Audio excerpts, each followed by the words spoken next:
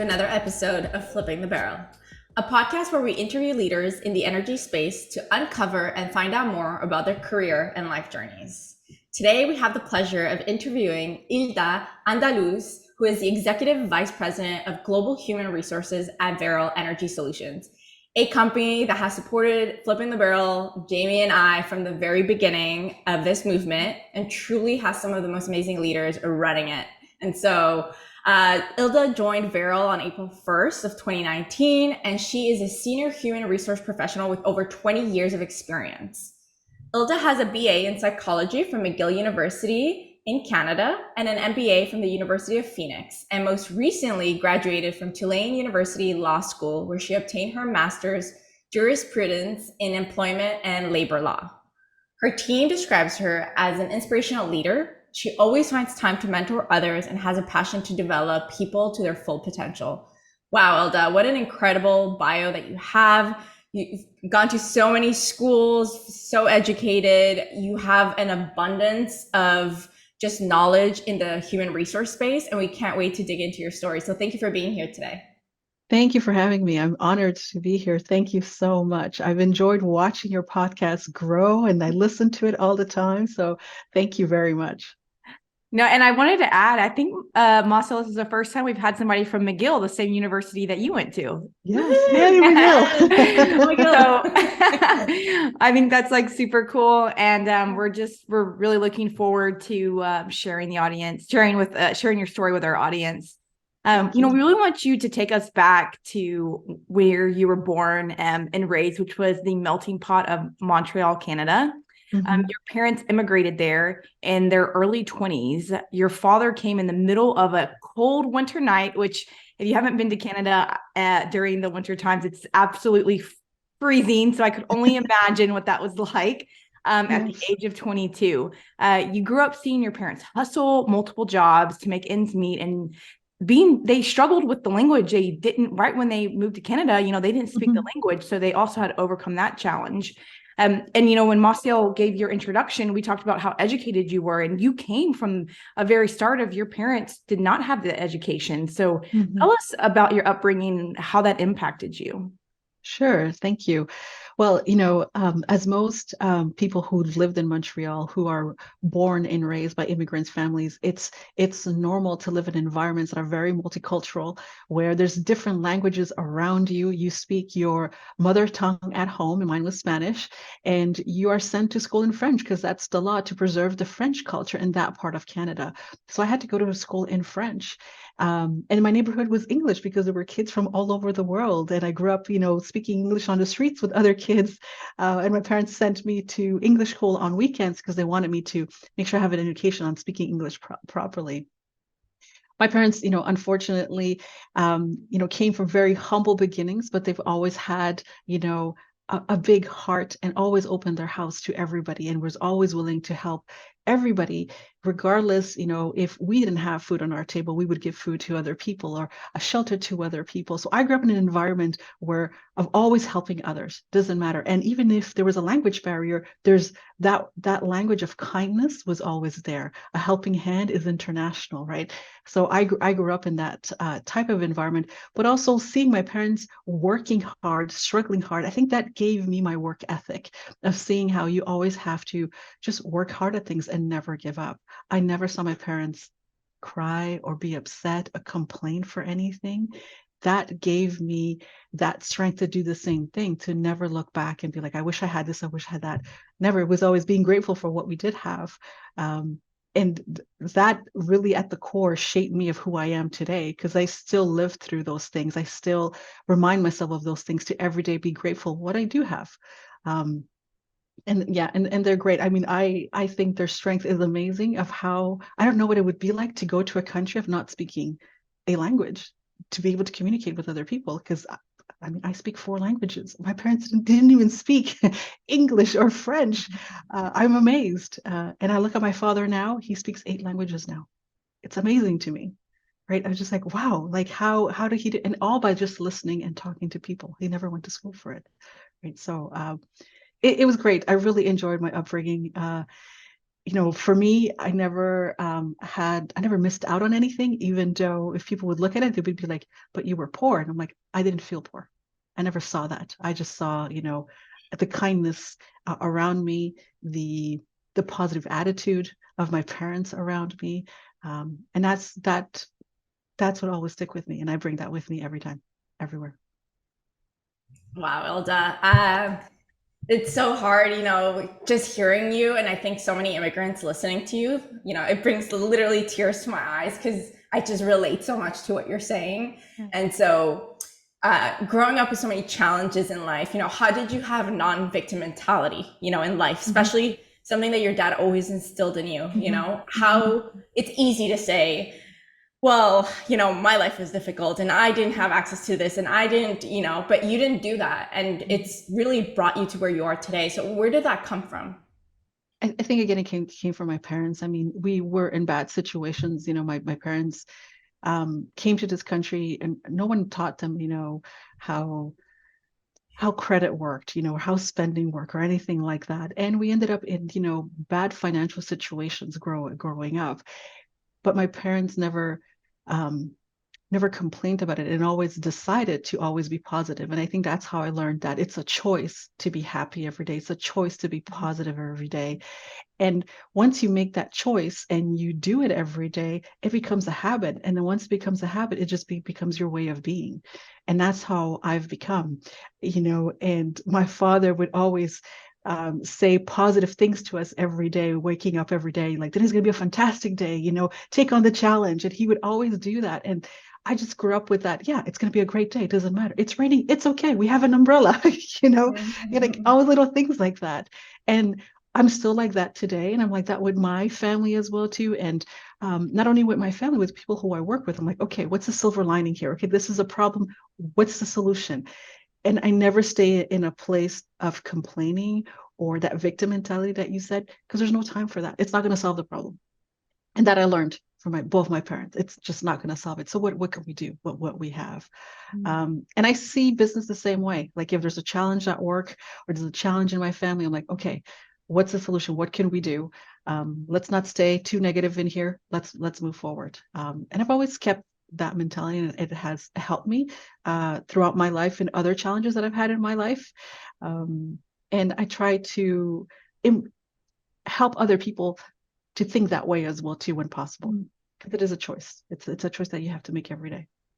Yeah, it truly is about the choices that you make. And I'm really glad that you brought that up, because at the end of the day, you could have chose to think differently and not have that mentality that you have today. And it really has brought you very far. To go back to your upbringing, you didn't really know what you wanted to become when you grew up. There was a lot of challenges just, being, an immigrant family and all the things that you dealt with on a daily basis. So when you first started out in school, you started studying law, but you ended up not really liking it. And so you switched over to psychology because it felt like something that you wanted to do, which kind of goes with what you were saying about your father and your mindset. And that really is all about psychology. So at the end of the day, that kind of seemed like something that maybe you could relate more to. You had a mortgage to pay. You had bought a home for your parents at this point too. So you needed a job. And so you were really pressured to, I need to figure out what I want to do. A company that was recruiting on campus approached you and you ended up going over there. You accepted the role, you're a recruiter, and then eventually became an HR manager. And someone there saw something in you that you didn't see in yourself. And this was a really big turning point for you. Can you tell us about that? Yeah, it was interesting because this is the first time that someone outside of my family had noticed me and, was offering me to come work for them, to be a manager in HR, where I had no idea what that meant. I had never heard of that role before. I tried for psychology. What is this HR thing? And they made me the offer, and I remember him saying, he's like, you've got the potential. I see you doing already this job. And because I just love your work attitude and your ethic as well too. And they made me an offer much bigger than I expected. I actually turned it down and said, no, like I can't take this job. Like I don't know what I would do. And he told me, no, take the job and I will help you to go back to school and get a certificate in HR so you can learn this as well too. that just the fact that that person believes in me and saw something in me that I didn't see in myself, wanted me to even work harder and say, yes, I can do this. Absolutely, I won't. I will do everything possible to make this successful and make that person proud as well too. And that's what I did. Like I would work in the day and go to school at night, and whatever I was learning at night about HR, I was implementing in the daytime. I made a lot of errors. I hired my sister as a receptionist. My best friend is a payroll person. I was learning on the go, and that opened more doors for me because I was just open to learning, right? And again, like this person just saw something in me. I'm like, okay, let me show that I could do this. And that was a wonderful experience. I'm so grateful for him and for believing in me. And I don't think he realized what he did. That's incredible. There's some people like that in life where they have no idea how impactful they were and Yeah. they completely change your trajectory because Yeah. now you're an HR VP, like, Yes. and not even knowing anything. If you wouldn't have ever brought up HR to you back then, Yeah. you would have Yeah. maybe stayed in psychology or done a completely different Yeah. career. So talking about impactful people, after this job that you had initially, you went over to Bell Canada, which is the AT&T for those of you who don't know, in Canada. And during that time, you met two people who also impacted your career in different ways. Two individuals who mentored you and poured into your success, who truly saw something in you, just like that gentleman. Can you tell us a little bit about how they helped you in your career? Maybe also how crucial mentors are for those who are currently in their careers?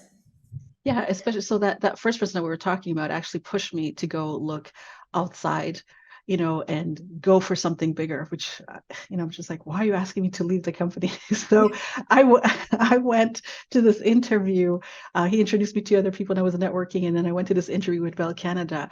And the person that interviewed me, this female leader, who first time I had met someone with such poise, so confident in the interview, and she became my leader. And I learned so much from her. And to this day, we're still friends. She taught me how to use my voice.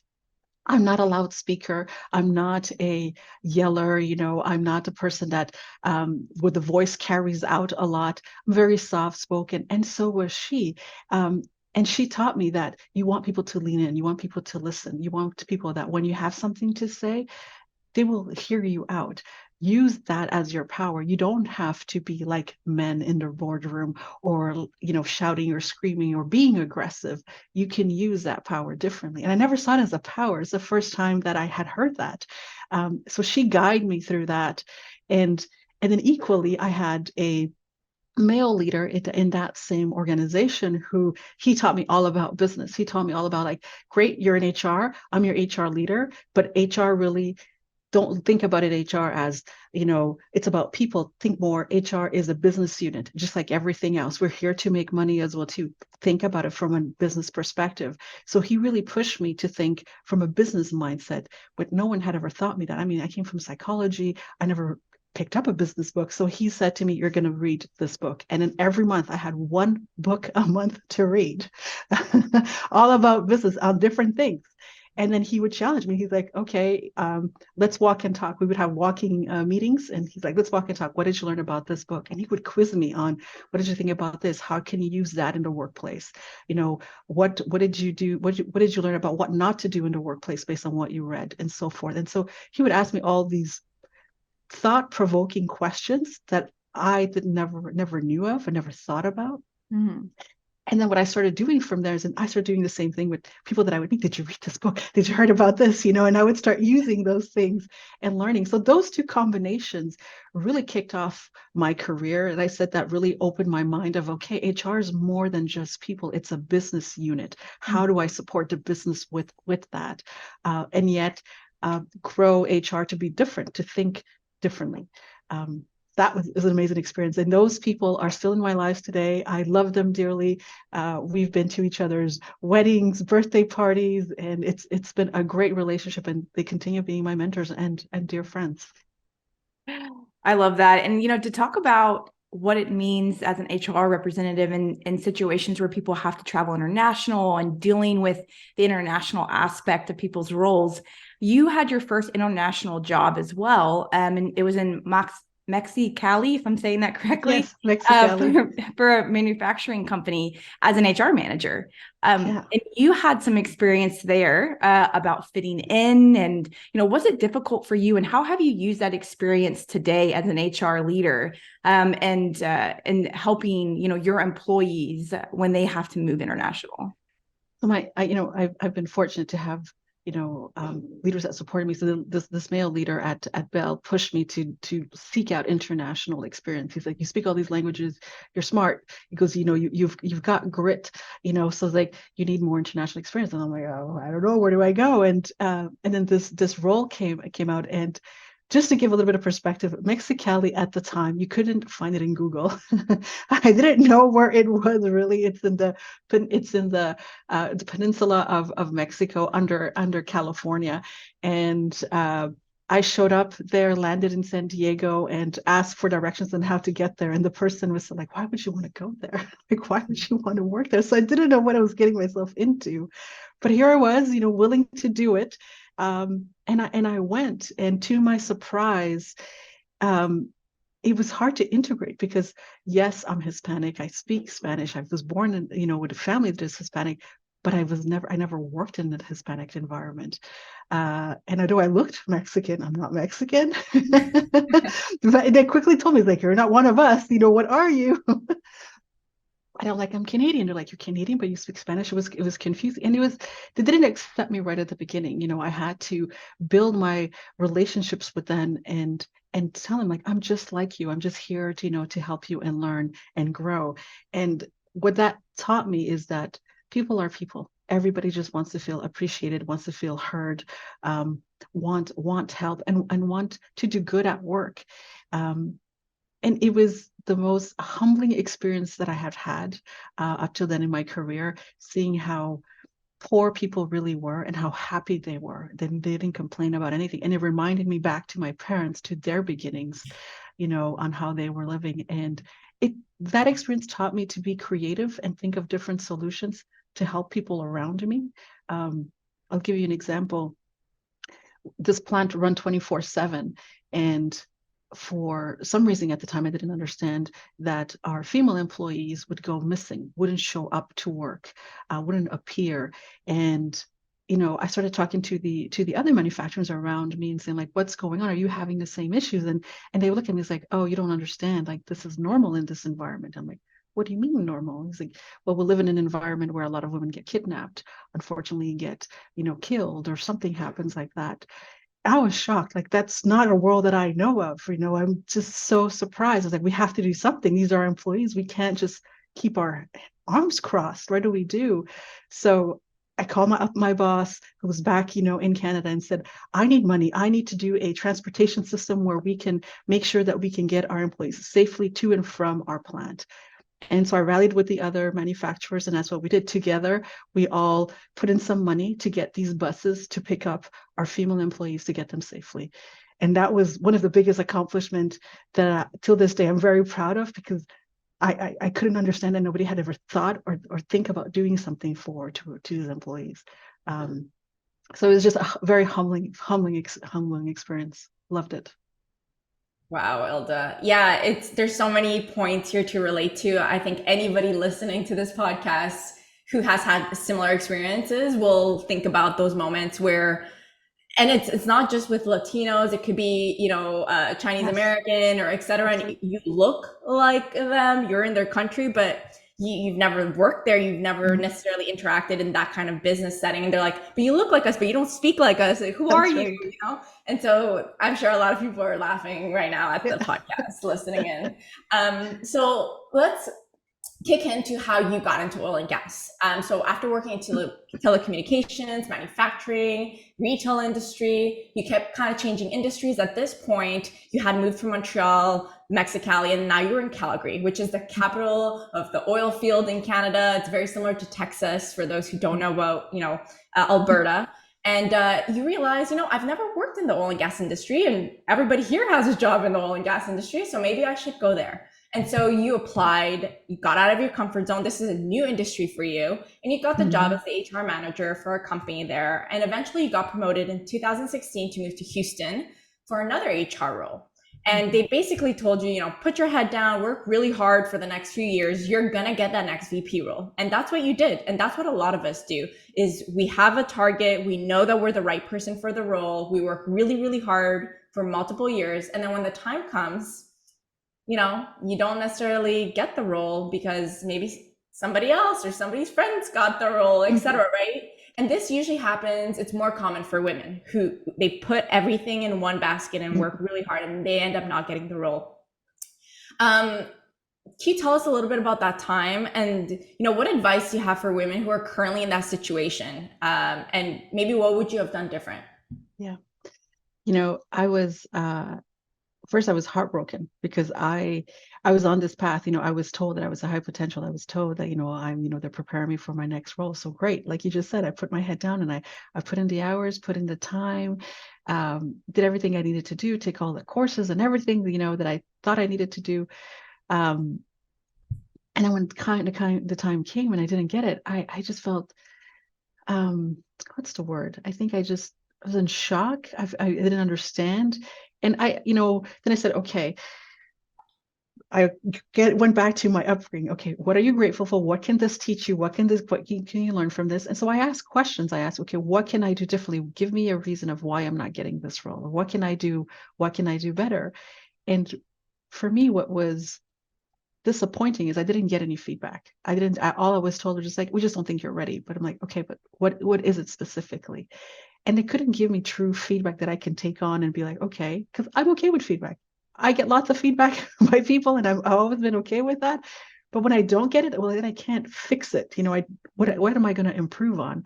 So I went back to people that truly know me, and I asked them, what do you see? Do you think I've got what it takes?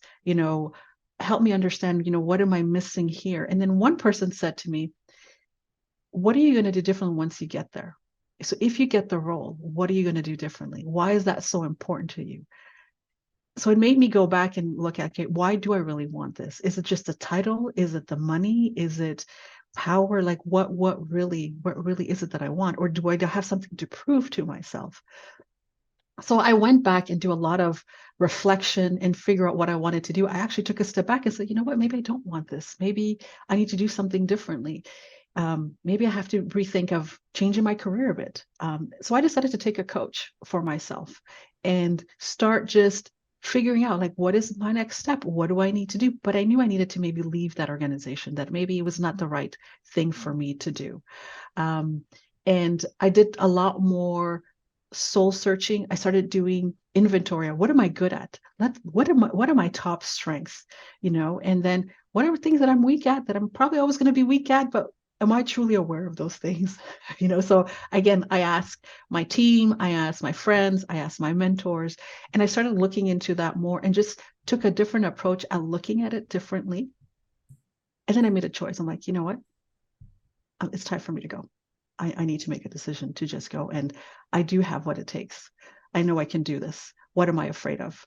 And I took the leap. Can we dive a little bit more into that? Because you did take the leap, and taking this leap and betting on you gave you this remarkable opportunity to work for Varel. And that was when you just got interviewed and you got the role, a new industry. Can you tell us about what it really meant to you to really take those steps forward and taking that risk on yourself during a time when you've never really done that before? That can be very difficult for a lot of people. Yeah, and so, when I said earlier that I did a lot of self-reflection, I had a coach for myself. Like I started really digging into what is my fear? What am I really afraid of?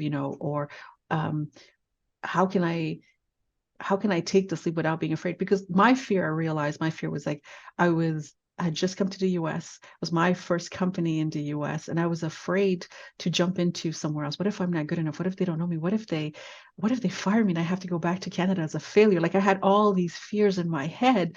And I realized exactly that it was all in my head. Mm-hmm. It was just me. I was my own blocker, right? So I went back to, okay, what's the worst that can happen? right? Okay, so they'll let you go. You find another job, like that's what I grew up learning. Is like there's no problem too small. You just find another solution. And I took the leap and applied for this role at Varel. And I remember having a conversation with the CEO at the time and telling them all of these ideas that I have, of what I would do, if they would hire me. And he heard me and he's like, this is great. Like, I really like your attitude. And I'm like, this is what my strength is. Like, I'm good at bringing people together. I'm good at building teams together. What am I afraid of? And they gave me the opportunity and I did it. And I just believed in myself. And that's what I mean by, yes, you have to bet on yourself, truly believe on yourself and remove those fears.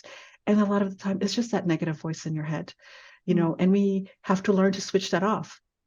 I started doing, positive conversations with myself. My own worst enemy is myself. I criticize myself the most. And I realize, okay, I need to give myself some grace. I am good at some things. And it's okay to say that. I was raised in a way that, you shouldn't boast too much. You shouldn't, put yourself out too much because, you got to be nice. You got to say, but don't go out there and tell people what you're so good at. But I learned on my own that it's okay. Men do it all the time. Why shouldn't I do it? Right? Yes, I have all these schoolings. I should be proud of that. I put a lot of hours learning these things. Let me put it into application. So that's what I mean by betting on yourself, being proud of what you do without having, this big ego, being arrogant, still staying humbled, being true to yourself, but maybe making sure that, yes, I can do this. And I tell women now, I see so many people get promoted in roles that they don't have what it takes. They don't have the talent, right? They don't have the skill sets, and yet they go for it. They're not afraid of it. And we are, as females, it's like, at least my generation is afraid. And I'm like, don't be afraid. What's the worst that can happen? Right? They say no to you. Okay, well, you continue. You move on. That's why I love the new generation that's coming along, because they're not afraid.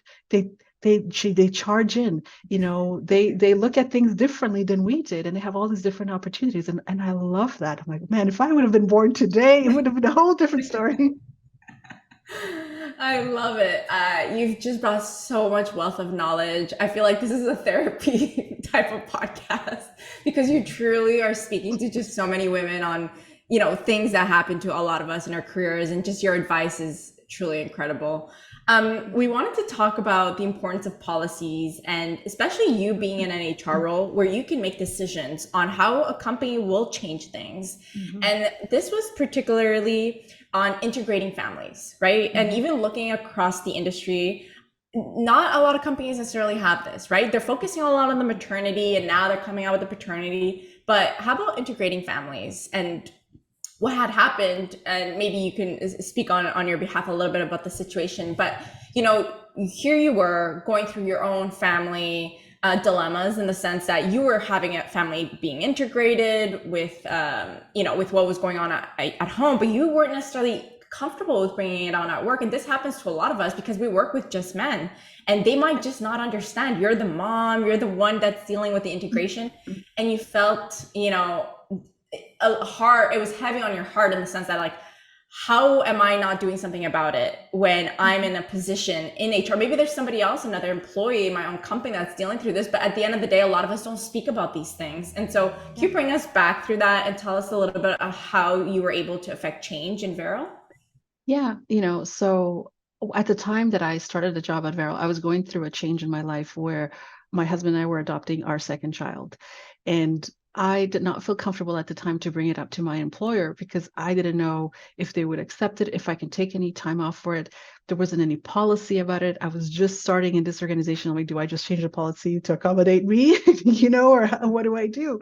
And I didn't. And it was tough, because when you have a new child in your life, regardless of how it is, it's always tough.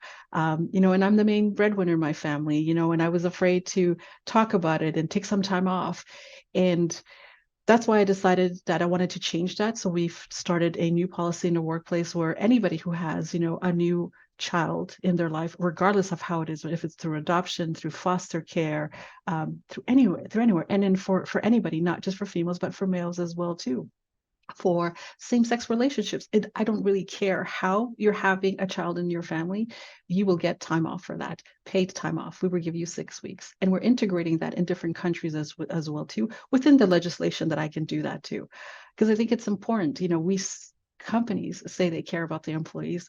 Well, you really have to show it, right? And when you show it, it's with their families. You spend so much time in the workplace, that you need to make sure that they can able to spend some time with their families. And bringing a new child in your family is the hardest thing. I don't care at what age you bring a child in your life. It is tough. Both my kids were adopted, when they were 12, each one of them. And teenage years are difficult. And bringing them on board as a new child into your life is even more difficult. And that's why I chose to do that. I didn't have to convince leadership about it. I just went about and just doing it, saying, this is what we need to do to be a different organization. This is what we need to do to really put, our values out there. We say we're this type of company. Well, this needs to demonstrate that we are actually doing it. And thankfully, with my CEO here, with Derek Nixon, he had no issues around it. He's like, yes, let's do it. And it's been greatly accepted here. People are happy with it, and they're surprised. They're like, wow, this is something great. I wish this happened to me when I had my first child or something like that, right? And so there's some employees right now going through similar situations that I am, and I'm able to tell them, like, I'm glad you're taking the time to adjust to this new life, because it is a new life. It's very different having a kid in your life, again, no matter what age or no matter how you have one. I think anybody listening right now that has got a child from from have birth, from adopting, from just bringing in your own family members into your home, understand and can relate to the fact that it changes the dynamic, and we all need that time in order to adjust. So it brings like great happiness for Massiel and I to hear that y'all took that initiative. Yeah. I joked with my husband, like, maybe we should adopt another child now that I have this. I love it. This has been such an incredible podcast, Ilda. But to end, we wanted to really ask you some stuff around increasing the diversity at Varel, because we know how important this is for you.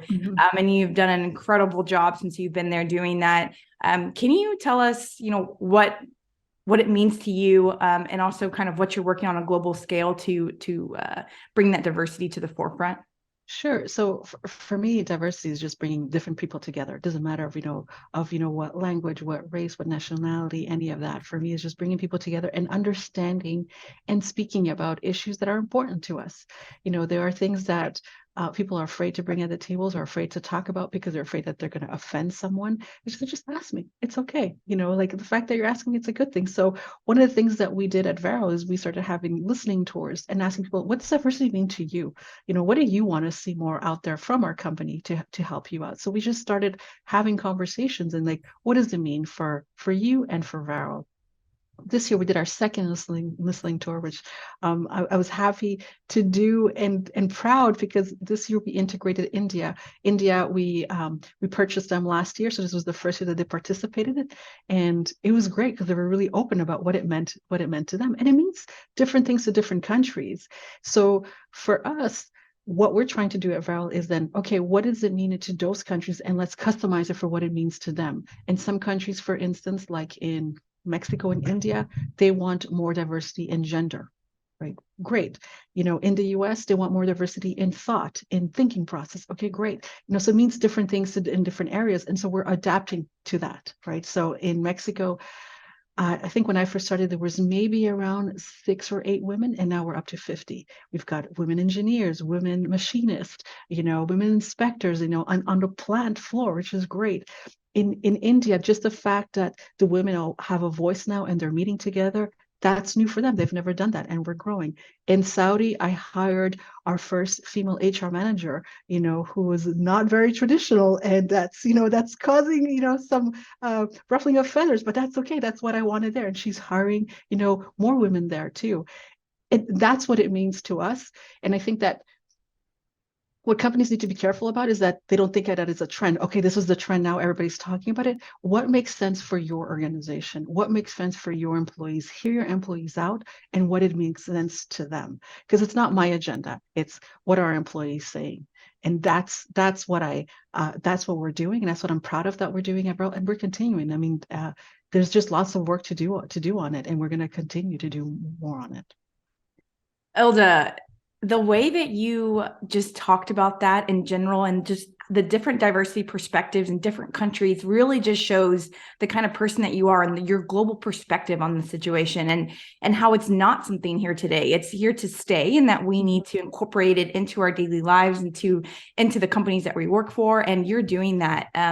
This has been such an incredible and eye-opening episode for myself. I think we've all teared up somewhere in this episode listening to you talk. And we just know from your upbringing to where you are today, it's just extremely inspiring. And just thank you so much for coming on and sharing your story with us. I am so grateful. Thank you so much for giving me this time and giving me a platform to share my story. So thank you, ladies. And you're doing both an amazing job. I am so, in love with both of you and everything that you're doing. And please don't stop. Keep doing what you're doing. You're reaching so many women out there. You have no idea the impact that you're creating. So thank you.